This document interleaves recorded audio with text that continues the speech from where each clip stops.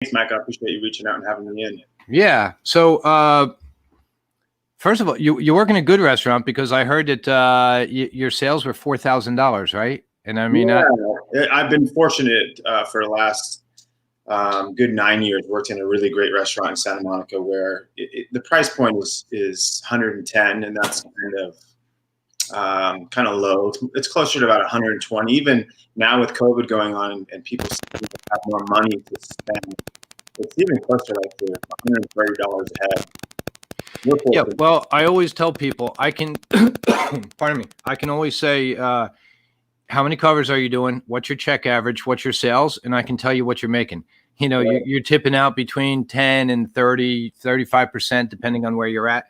But so that's good. So we're talking about a fine dining or premium restaurant. What are the rules, first of all, in California for dining? Is there indoor, outdoor? What are the restrictions right now? Right now, you can go out to a restaurant if there's outdoor dining. Now, what the definition of that, I'm not quite certain exactly what, if there are guidelines for that. You'll see a restaurant that is makeshift, just some tables out in a parking lot, a sidewalk out in Santa Monica on Main Street. They're blocking off sections of the street and then barricading them, allowing some of the restaurants and the bars to be able to go sit out there. But it seems like if a restaurant has any portion of their exterior of their building with some fresh air coming in, that can. In New Jersey, it's 2 walls. So you can't just have the opening in the front. You have to have at least 2 walls open. And, the people that are doing it outside are doing real well.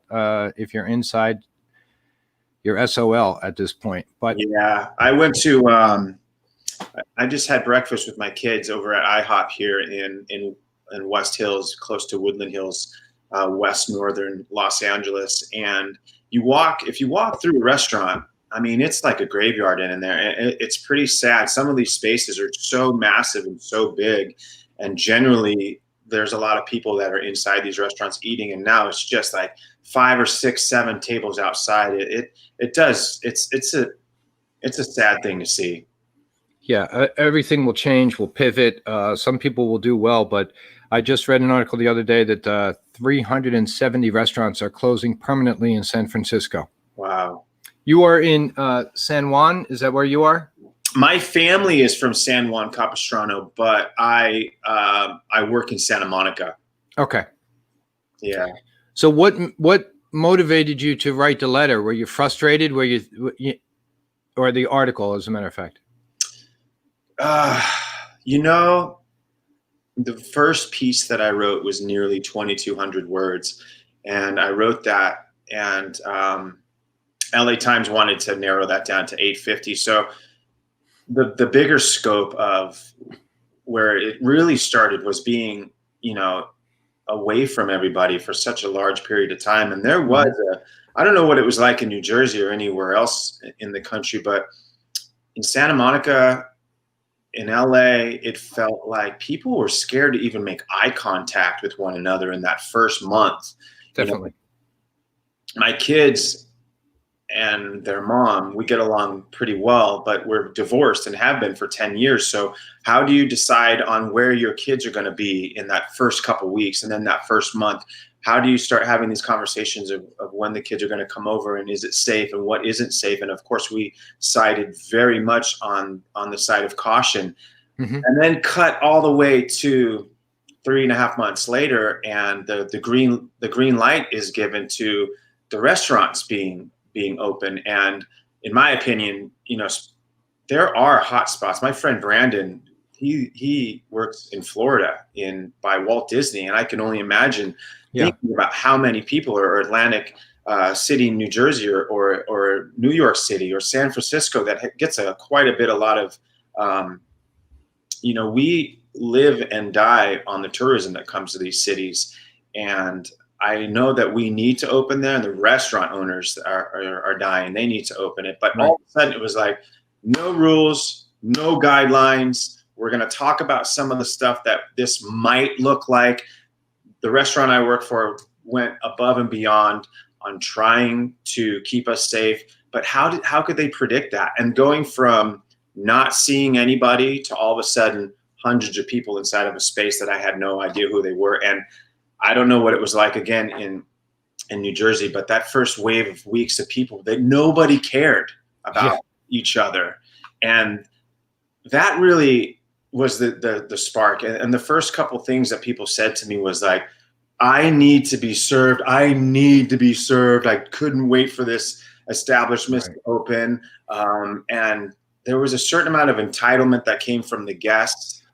And I spoke about it in the article where a guy kind of made fun of me. I had this mask on and this thing, and he kind of did this thing where he was like, "Oh, I can't understand anything you're saying," and laughed about it. And I couldn't help. That was the very first day going back to work, thinking, man, I feel like I'm putting my life at risk to some degree.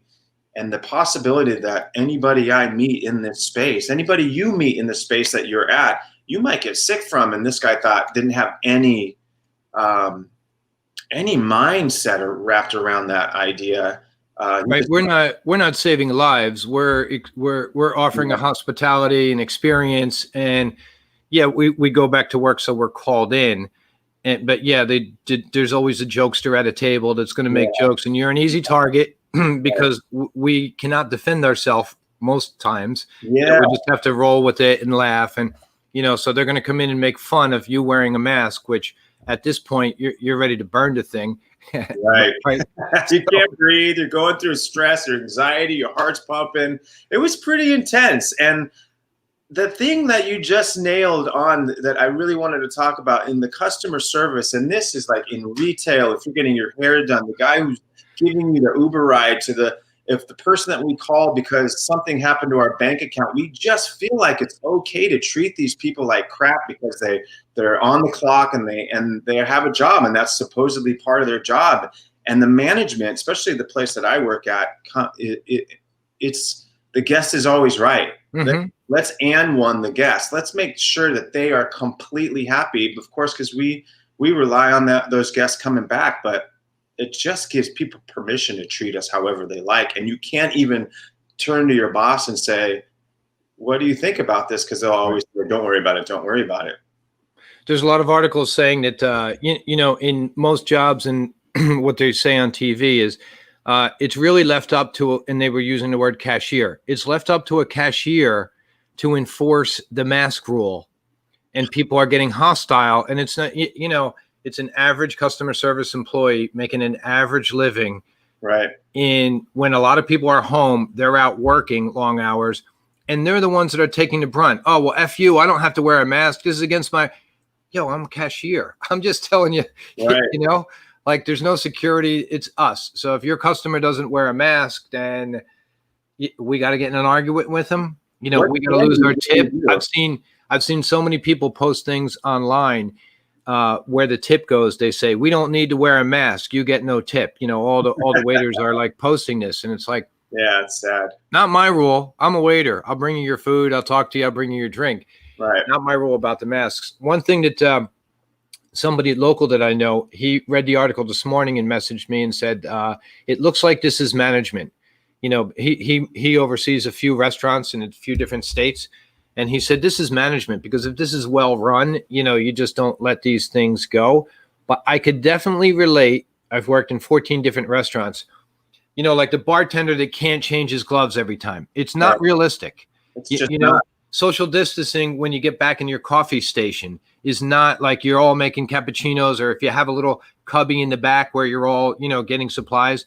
Yeah, you're elbow to elbow, right? And most of you are taking a break, and you're going to put your mask down because your glasses are fine. So It's not realistic. And for everybody to say, just go back, it'll be fine. And then you have kids. Maybe you're bringing it home. Maybe you're not. Yeah. It adds that stress to it all. Well, I feel for that bartender or that server or that, even the back of the house. Yeah. I feel for everybody that's involved in this restaurant. If you've been in 14 restaurants, man, you've probably been doing this just as long as I have. Yeah. The margins inside a restaurant, a well-run restaurant, hopefully you're inside 10%, Exactly. Everything else you're giving back.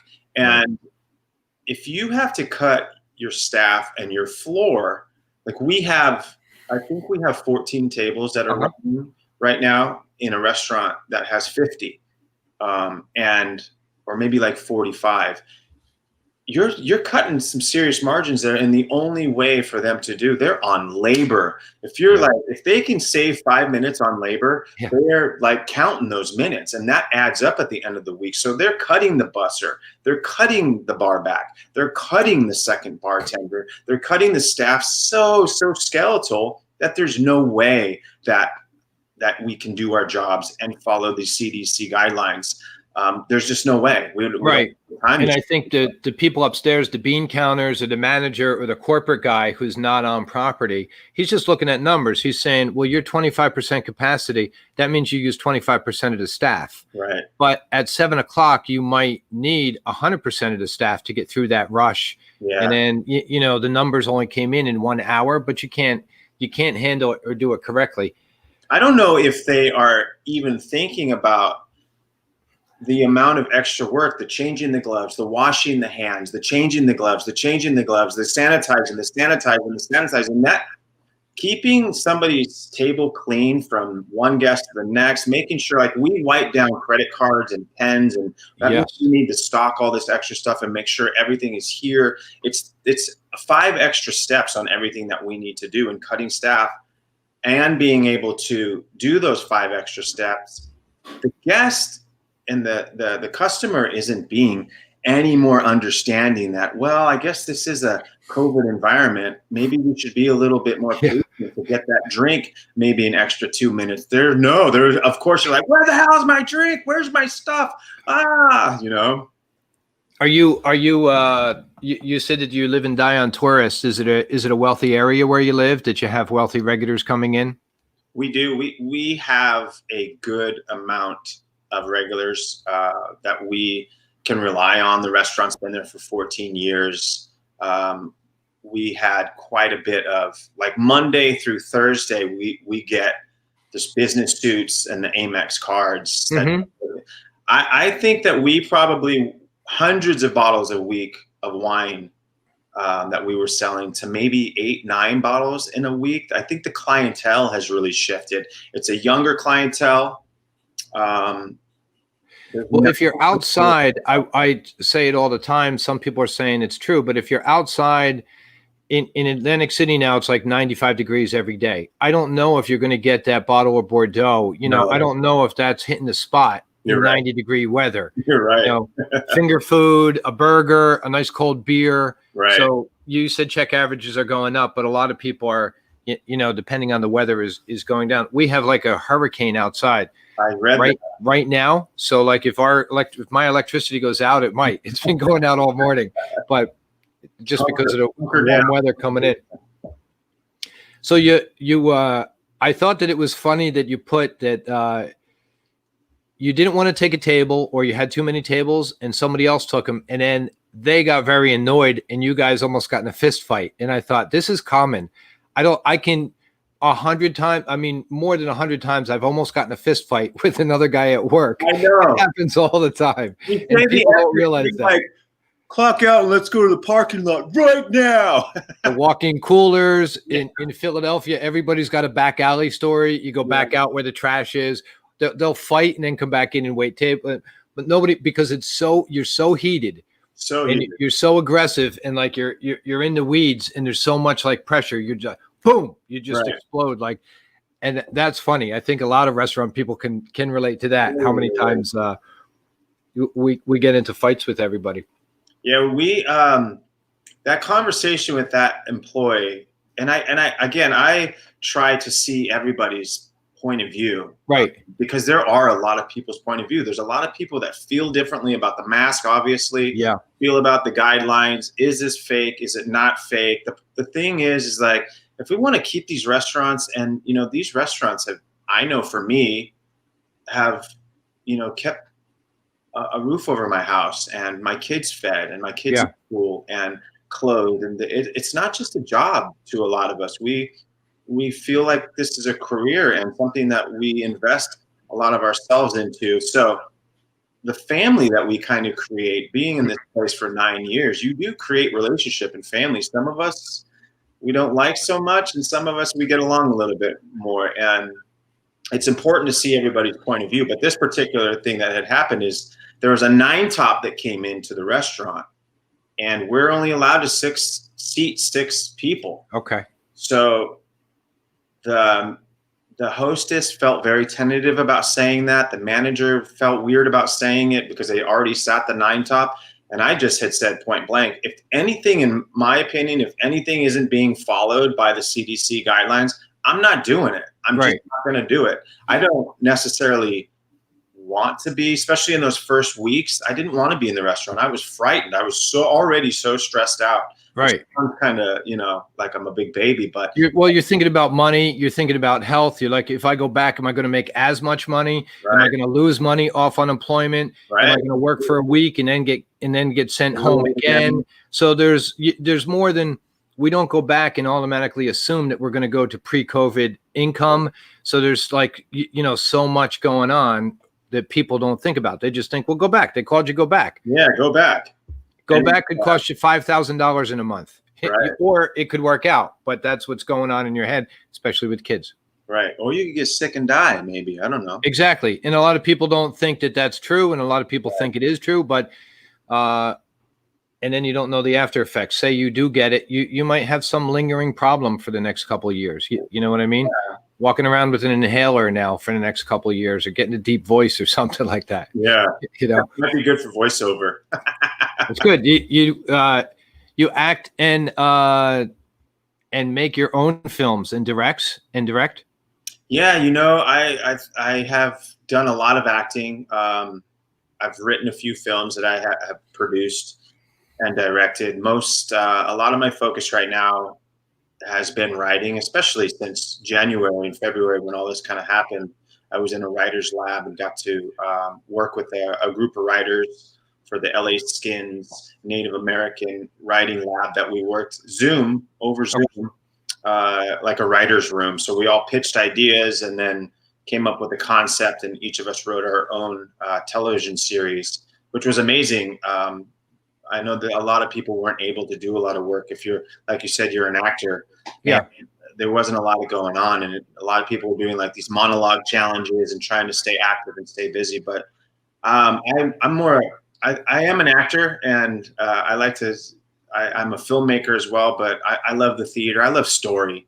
I love anything that kind of has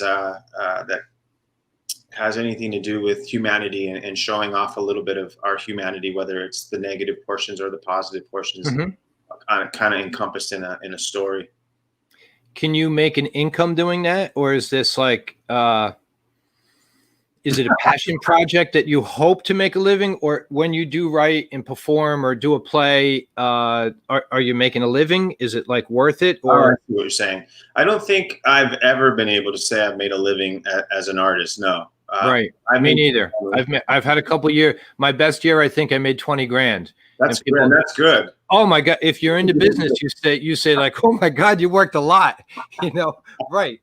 Right. People out of the business are like, well, how come you made so little? It was because, well, I had 4 jobs. Yeah.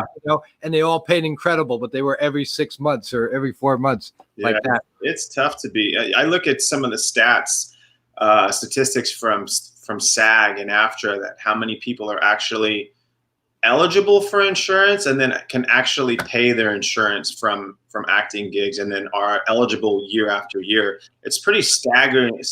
When you first become an actor, they say no one ever really makes it, and they're kind of right. But I guess if you're looking at success, it's all how you balance it, man. I don't know if I'll ever as an actor be that I'll be able to say that I made an income that was able to sustain a lifestyle that was good for me and my kids. But I do believe 100% I'll be able to say that as a writer. Okay. What ends up happening? I say that with a humility. I understand. And we'll get back to that. But I think a lot of people, like actors, what you do is you start going in auditions, then you start being an extra. Then you start making $300 or $400 or $500 every time and you're next to a store. You're next to like an A-lister. Then you have a story. So I did that for a little bit, and it was income. You know, it was like I can drive to New York, so there's a lot of projects in New York. Yeah, that's the best, I think. And then but then I stopped because you're this close to actually doing it, right? But you're not.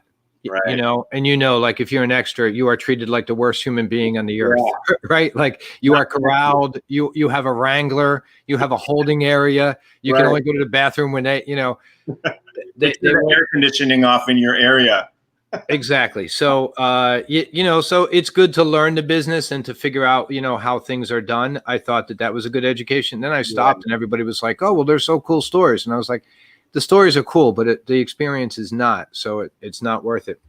Yeah, I found that I like acting quite a bit. And I think I like community quite a bit. I like the community that is built within a project, whether if it's like a short film. Independent projects seem to have this a little bit more, but especially what I think a lot of us fell in love with is the collaborative process in theater. And then you translate, that does not translate very well in the film industry. And all of a sudden, even when you book a decent job, you sit for 10 hours and watch everybody else working. You're not even allowed to pick this up or contribute over there or give advice over there. You know, if you see a guy that's working with the lights and you're like, hey, let me help you that, you'll get scolded, yelled at, maybe kicked off set for helping anybody out. You just all you can do is go through that one line that they gave you over and over. Yes, Mr. Smith, I will get it right away. You know, and then it's like, are my shoes right? Are my wardrobe right? You can't sit down because you'll wrinkle stuff. Right. And they don't want the phone in your pocket because they can catch it on camera. So now I'm worried about my phone being 300 yards away from me. And everybody in holding over there is looking like, I'm going to steal this guy's phone. His laptop and his shoes. It's probably the one business that before you make it, you are treated horrible. Yeah. And after you make it, you're treated like royalty. Yeah, it's weird. There's no in between, you know, and even if you're featured, you know, like you walk in and you're like, oh, well, we didn't know you were featured today. You can go to the other room. You can get the good donuts. Right. You can eat the fruit plate. Don't share it with any of the extras, though. Don't tell them. But you're right about when you do collaborate together and together you're performing, so you're acting. But when you're bouncing off lines off somebody else, when you're getting that reaction, and then the final product is created, I always come back to anything created. It feels so good. Yeah. You know, like you lose that word, and then you are friends with that. I did projects 10 years ago. You're right. I call them up right now, and we are connected through that one process that we went through for 2 weeks in Philadelphia, you know, 10 years ago. And it does bond you like that. That's my favorite thing about this whole process. It's something about jumping into a 6-week rehearsal process, man, bearing your soul, and actors and a director and a cinematographer, the guy who's holding the boom mic, everybody wants to do their job to the very best. And there's something vulnerable and intimate about that. And when you get to see that final sitting in a theater and watching that or on a screen of some sort, it's pretty amazing, especially if you come all together and do it as that team. It's totally not about the attention afterwards as much as it is experience what you did. And you will watch a movie and say, like, this lighting is for shit in this movie, you know, or this sound, that's not as good. The editing, they could have cut it. I mean, I find myself watching anybody that I like, and I'm like, how did they invent that character? Because it's easy to imitate. Everybody can imitate Forrest Gump, but Tom Hanks invented it. Yeah, he invented that guy. To invent a character is the real genius. Right. Anybody can go out and imitate him afterwards, you know, and say, well, I could have done Gump. Yeah, but there was no Gump before Tom Hanks. Right. There's no palette, just an empty palette. Now they build this it's funny, some of the greatest lines, you know, you hear in movies, and we always think that we can say it a little bit better, but they made it sound so great that gives us the ability to kind of add a little something to it. But you're absolutely right. You get a breakdown, and it's like he's mentally challenged. He's like he talks with the Southern accent. Right. You know, you're driving around in your car, and you're like, what? You know, how are you? You know, like. Yeah. Whenever you see actors and they're like, they turned down this big, you know, they turned down Jason Bourne, and you were like, well, when it was pitched to them, they heard this guy that was taking pills and became like robot strong and beat everybody up, and they were like, "Nah, probably not do that." You know, it doesn't make sense. Then the final project is made it $100 billion. But Yeah. so how do you make a living in writing? What can you write? Are you writing for TV or for? Right now, yeah, I'm focusing on writing for television. That is my super focus. I wrote a television show called Sons of the State, which deals with kids that I grew up personally. I grew up for 10 years in group homes and foster care. So it kind of follows this kid into the foster system. Okay. And we see his kind of day-to-day life of what that's like to be kind of neglected and abandoned and put into the system. We follow his journey through the system, but we see a lot of kids along the way, kind of like a coming of age story, Stand By Me, Yes. relationship wise, but also we see the other side of what it's like to be a social worker, working with these kids, the things that they go through, the PTSD that they deal with going into these environments, how they deal with that, whether it's, through therapy, drugs, alcohol, and what they bring into those relationships. So it's an hour-long drama. Is it streamed on a service or? It's just been written. So I'm at the point where I'm putting it on Blacklist, which is a website that it could gain some notoriety and momentum. I've entered it this year. I entered it into the Austin Film Festival, as well as Final Draft does a contest. So we'll see if it gains any ground. I was in like I said, that Skins, Los Angeles, LA Skins is a Native American film festival. And, okay. I was. Is it a reservation area in California, or is it a community, or? It's a Native American community that supports Native American artists. I'm from San Juan Capistrano. My family is a Hashiman, also known as Juaneño. So yeah, I was able to use that as a writing sample to get into that writing program. And fortunately, I've been able to share it with Disney, NBC, and some of their affiliates. So I'm just. So is that through like a manager, or when a lot of people always say like, yeah, well, I just turned a script in. I think, well, who'd you turn it into? Because everybody's got a script, especially in California. So how do you get your about that? Come on. Well, how do you get your script on somebody's desk? Because every waiter is giving out headshots. I mean, that's the stereotype, right? You're giving out your headshot. Here's my reel. Here's my headshot. Right. Oh, I wrote a script. I'm a really good writer. And, so how do you get management to help you out to get to Disney? I mean, that's an enormous accomplishment in its own, to have somebody in Disney actually have your script.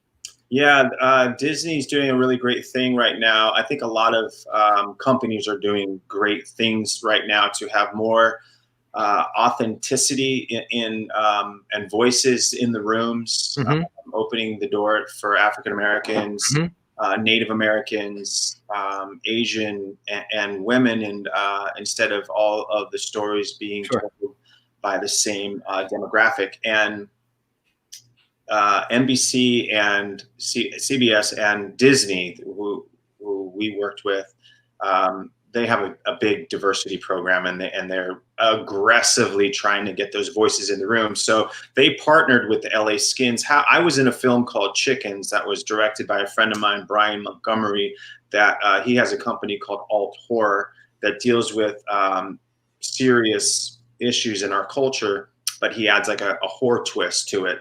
And this film Chickens, that recently was released. Check it out, Chickens. Brian Montgomery wrote it and directed it. It's dark. It's about police brutality.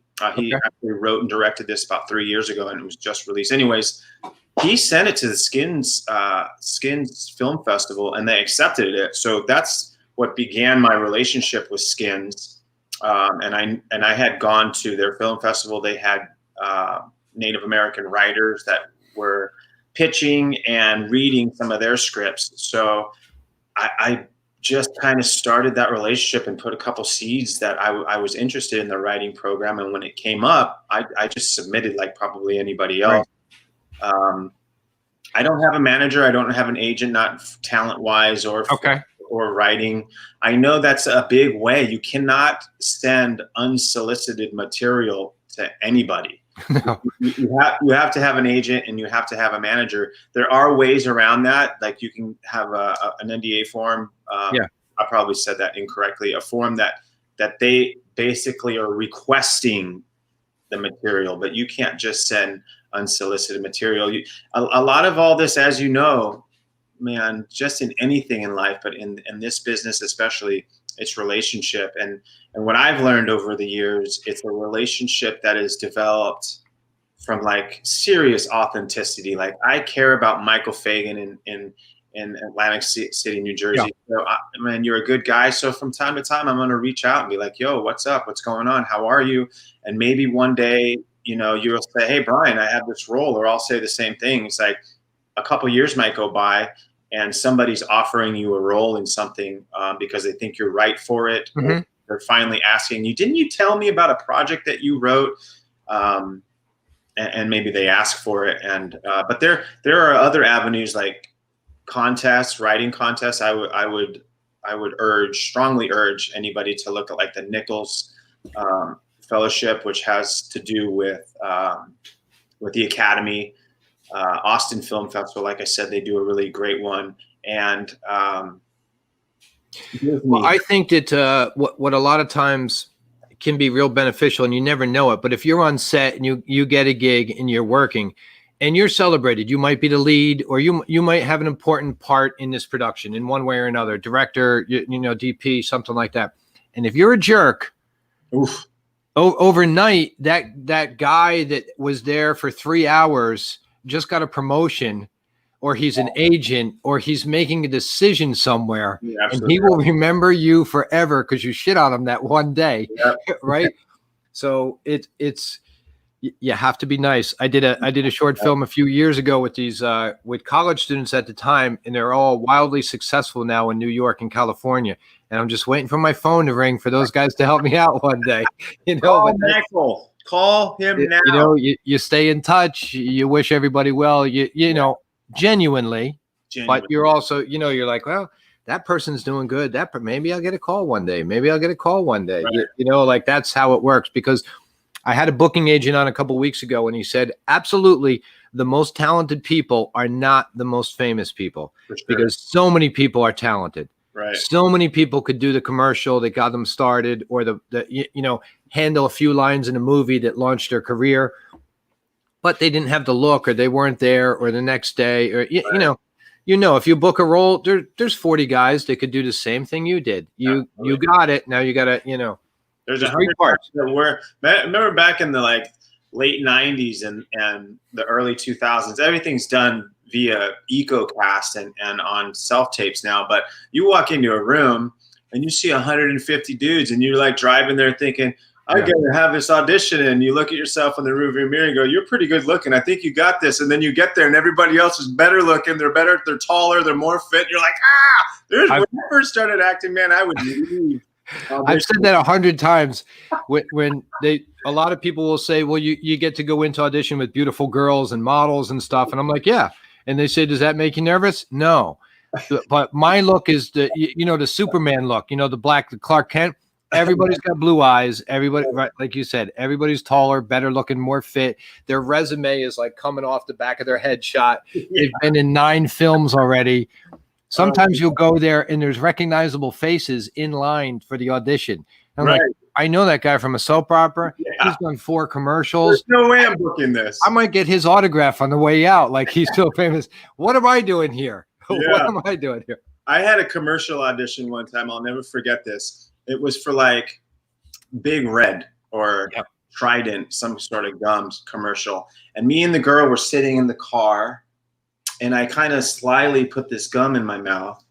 And then I lean over and we have like this little kiss. Beautiful girl, very pretty girl. Right.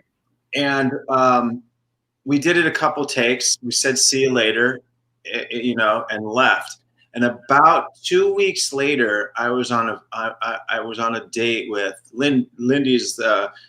We ended up getting married, but one of our very first dates, we're sitting at Miyagi's on Sunset Boulevard, and we're drinking a beer or a glass of wine or something. And the girl from the audition comes up and like stops us in the middle of us and goes, "I just want you to know that that kiss didn't mean anything." And then turned around and walked away. And I was like, what?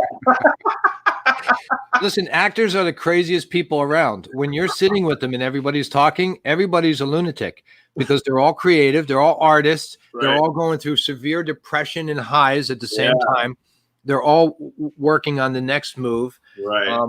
A buddy of mine, 15 different places. What can I do next? Where am I? Yeah. I think in LA, a good friend of mine had a theater, the Elephant Theater. Does that ring a bell with you? Yeah, it's still there. It's still there. Dave Fofi. You know Dave Fofi? I don't think so. He was a director there for a long time, but I think it's still there, but maybe it changed hands. Maybe. But I keep up with, we went to high school together. He went out there and he directed, he was a director there for years. And he struggled with it, you know, because it's a theater in LA, but he's got great stories. Ended up booking a Super Bowl commercial, was on Shameless. You know, he's got stories, but again, it's like, can you make a living?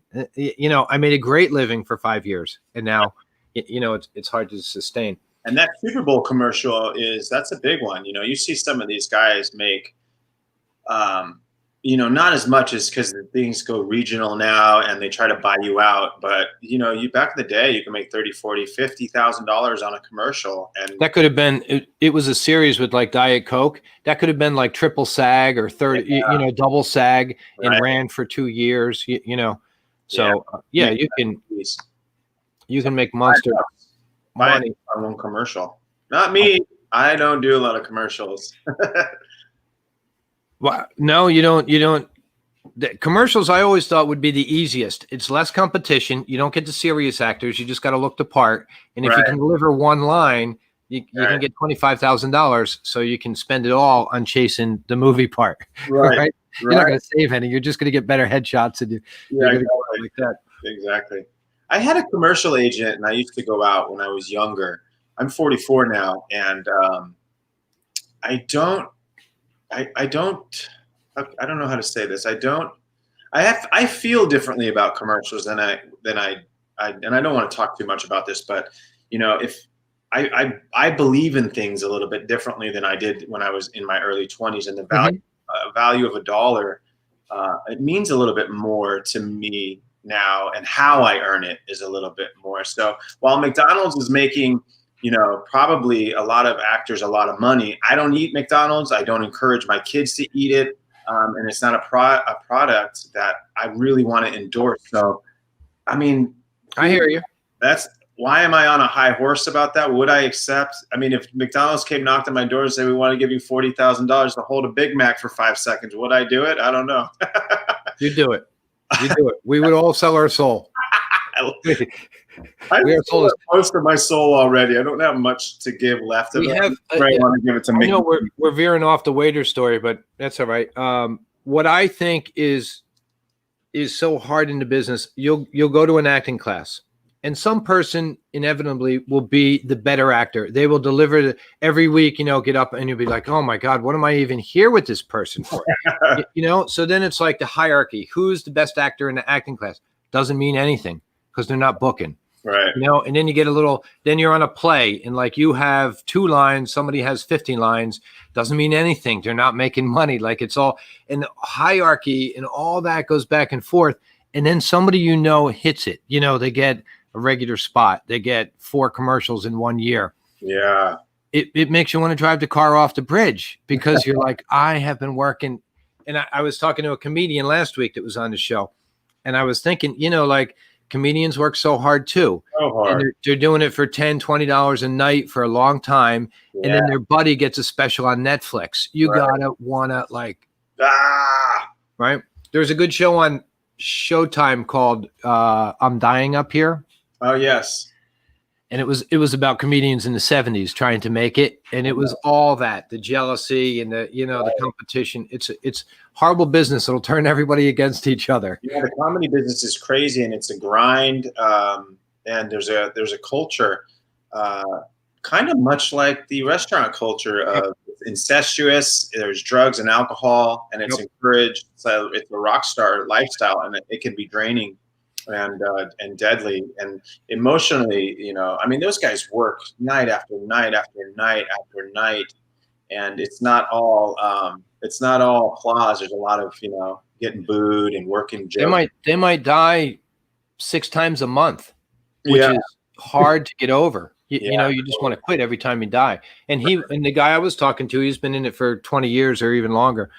And he was saying like, hey, if I'm talking to a guy and he's been doing stand up for 3 or 4 years, he still thinks he's green. He's like, you even haven't been through it, I don't know, whenever as an artist where you feel like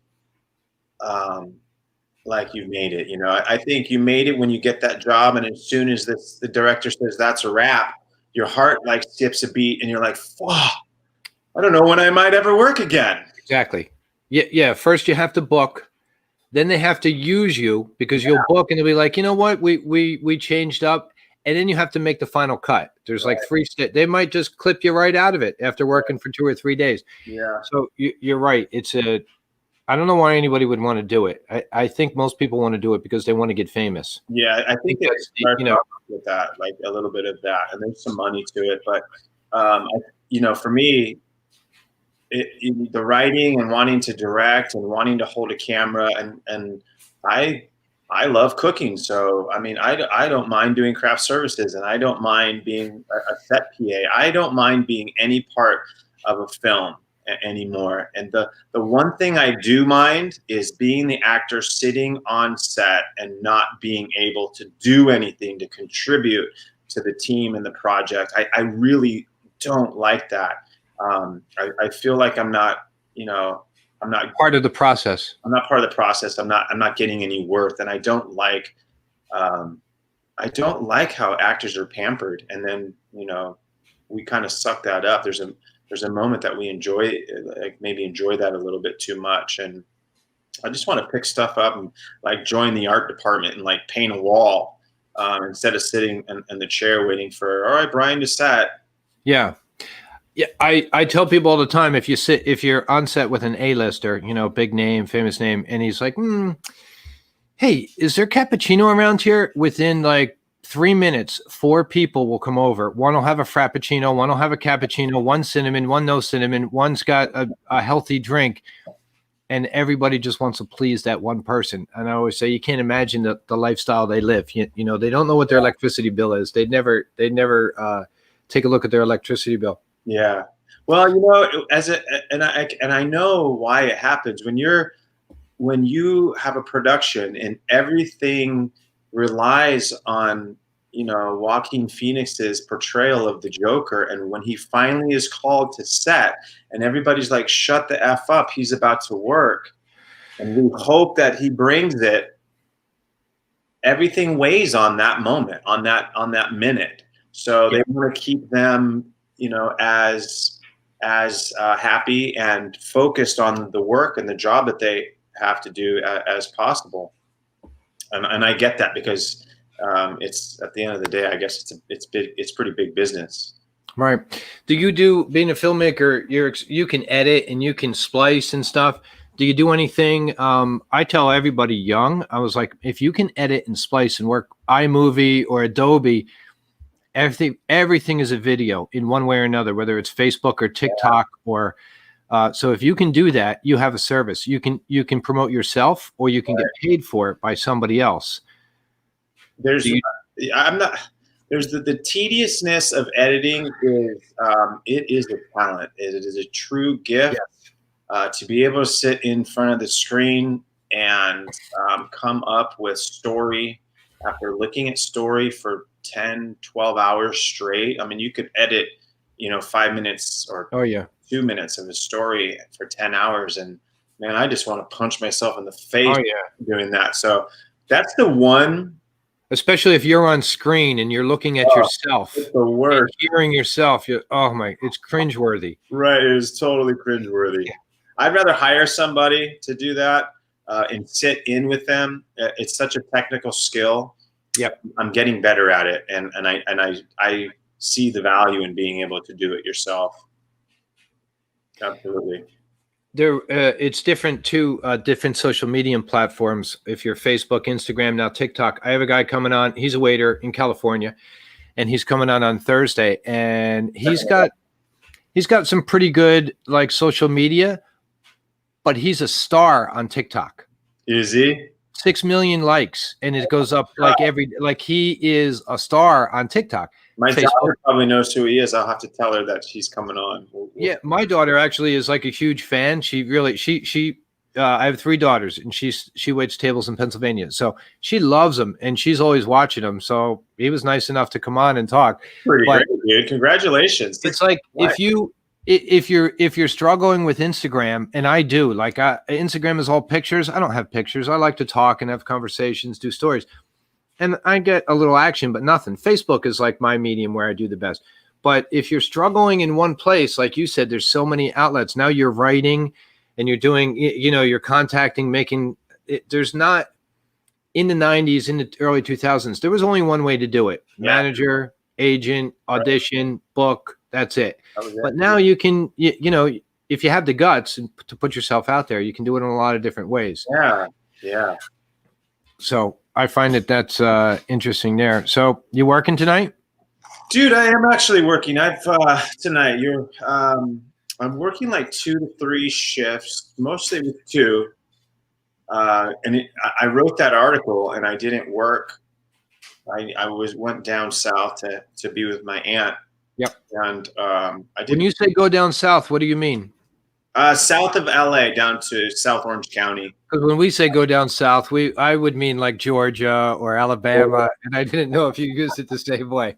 Right, just an hour down to Orange County, and I hadn't been to work in like, I don't know, close to 2 weeks since writing that article, and the restaurant really didn't reach out, and I didn't know what to expect when I showed up. So they haven't really said anything, and I'm still being scheduled the same amount. The editor of the co-op, Valerie Nelson, she told me she thought it was a good idea to let my work know before the article came out. So I did do that, and hopefully maybe that made sense. Yeah, we are very censored in any opinions, and I've normally worked for casinos here in Atlantic City. I've done some other things too, but I've been warned many times over the years. There's something going on, like with this COVID. If I was working, I'm sure one thing that we would be told: don't talk to media, because they'll be outside and they'll be asking, and your social media is watched pretty close. I mean, I can't be too controversial on here. I know that would jeopardize me a little bit one way or another. Right. But yeah. So that's why it was so refreshing to see yours, and I was like, every couple of years I see that. Nobody would go in and say, like, one thing that really made me, Danny Meyer, a restaurateur in New York, he stopped at all tips. No tipping allowed. He tipped everybody $15 and a couple percentage points on your sales. And he kept saying how happy the waiters were. And nobody talked to a waiter. Nobody talked to a waiter. Yeah, they were not happy. They were not happy. I know people that work there. I know people that went to interview there, in New York City, making $15 an hour plus 3% of sales, or, at the end of the month, something like that. That's not doing it. But nobody talks to waiters. So I was real happy that you did. Did you just write the article and like, hey, I'll email this to LA Times? I have a friend. Her name is Emily Carr, who's been she's an Australian gal who now lives in Santa Monica. Emily has been a journalist for 30 years, and I was talking to her about what was going on in the restaurant, and about 5 minutes later into it, she's also a TV writer now, so we bounce ideas off. Nice. It's very encouraging. But she said, I think you should write a news article and send it to KCRW and maybe Evan Kleinman at Good Eats or Good Food, which is part of NPR's. So I jumped on it, man. I wrote it. I sent it to Evan Kleinman, then I sent it to LA Times. LA Times 2 days later reached out, or maybe the next day reached out and said, we want to publish this. And I was like, what? She was kind of like, maybe you'll publish it, then you'll get fired, then you'll get a GoFundMe, and then you'll get staffed on a writing job on television show. And I was like, oh, that sounds amazing. But I Well, didn't if get you fired at all. remember, like Anthony Bourdain's story, right? He was a struggling cook chef in New York City, and he wrote that one article. And the story, you know, it took 2 weeks. He put it in the mail. It got shipped back to him, and his mother kept telling him, you know, send it. I don't know if it was New York Times or the New Yorker that actually published it. And from there, he will tell you, like, everything changed my life. Yeah. I all of a sudden I was able to pay my taxes and my bills, and I became free. And you know, it's funny how things work, and one little thing can change. You know, I've been talking about for years now that I think that it's important for all of us, no matter what job we're doing, to have a culture. Hmm. And in the restaurant business, whatever your culture is, it needs to be part of everybody's kind of what they're saying, and Right. and how we encourage everybody inside of that particular restaurant. And I think in the biggest portion of the piece, and I've said this for a very long time, I worked for some very exclusive restaurants that I named in the original piece, and I called out two very well-known chefs out, where I said, like, that whole thing with the wild boar being thrown at me, Yeah. plate of food, that actually called a chef out who had did that, who was like celebrity chef, and What's his name? his name is Wolfgang Puck. There you It wasn't Wolfgang Puck. It was Lee Hefter, go. Okay. who was the executive chef at Spago in Beverly Hills. And I've worked for Wolfgang. yeah, well, and the culture there isn't. I don't know about any of his other restaurants, but the Spago in Beverly Hills in the late '90s and early 2000s, there were lawsuits that were going on against Spago, Lee Hefter in particular, and I worked with Lee, and he was not a very nice man. Right. And I really wanted to call out the culture of the restaurant culture, from the chef to the managers to the and to the guests, and employee to employee, how we can just be, especially in this time with this COVID thing, nicer to one another, because I think we all kind of deserve it, and to create a culture of care for one another, and really stop glorifying some of these A-list chefs that are Definitely a culture of a war between the front and the back of the house a lot of times. And I can understand it. Everybody's in the heat of battle. But when I ask for something in the past, a special item, I'm normally not allowed to say no unless I'm told to say no. Right. Me too. So I have to ask you, even if it's ridiculous. You know what I mean? Like, and I have to figure some things out, and I will make mistakes. And, you know, they blame us. And it is the fact that we make more money than a lot of them back there. Yeah. So the money, it's a weird business that we make more money than a lot of managers and all the cooks. Yeah. And everybody's been searching for our 20%, trying to figure out a way that they can get a few points forever. Recently, at the place I worked at, they don't call it the back of the house, they call it the heart of the house. And we just started contributing, which I'm a big advocate of, some of we pool our tips. Right. We all pool it together, which makes it a lot nicer environment, because everybody pulls their weight. Sure. We'll give money to the dishwasher, the prep cook, and the line cooks now, which I definitely think I encourage it. I think it works out well in a situation like that, where there's a number, like everybody give this amount, and you're like, okay, I'll give that amount. When it comes to the guy is in the kitchen, I see him before we open, and he's putting $20 in the broiler guy's pocket. That doesn't work out, because he's bribing. Right. And then the one day when you really need a steak, but you didn't tip the cook, you don't get it. You don't get it. So I think your system is good, where it's like you just put this amount, whether it's 1%, whether it's $10, and everybody does it every night, and it's a little extra.